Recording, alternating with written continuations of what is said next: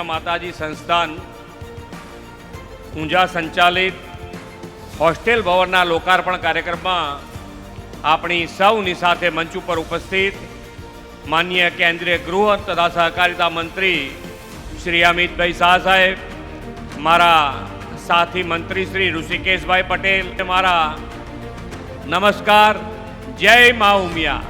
શ્રી ઉમિયા ધામ આયોજિત આજનો આ કાર્યક્રમ પણ એવો જ એક આનંદનો અવસર છે.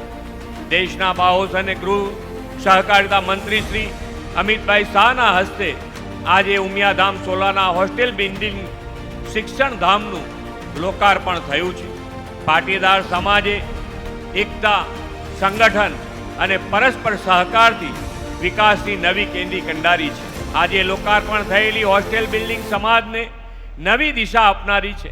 અહીં 1600 જેટલા વિદ્યાર્થીઓ માટે જીમ સેન્ટર, લાઇબ્રેરી, સ્પર્ધાત્મક પરીક્ષા માટે કોચિંગ વ્યવસ્થા સહિતની સુવિધા છે.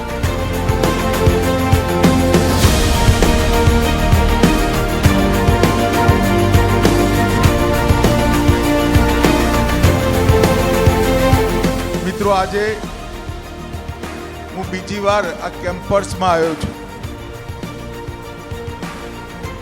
2021 ડિસેમ્બરમાં ઉમિયા માતાના ભવ્ય મંદિરના શિલાન્યાસના કાર્યક્રમમાં હું આવ્યો અને આજે શ્રી JS પટેલ છાત્રાવાસ, તપસ્વી કુમાર અરવિંદભાઈ પટેલ બહેનોનું છાત્રાવાસનું લોકાર્પણ, આ બે કાર્યક્રમ માટે હું અહીંયા આવ્યો છું.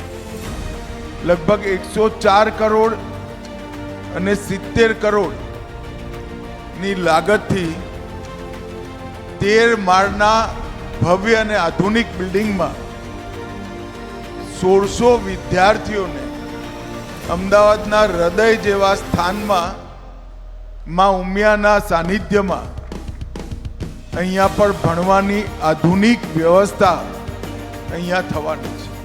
બાબુભાઈ પટેલ અને એમની ટીમ અને ઉમિયા માતા સંસ્થાનને મારી અનેક શુભકામનાઓ છે.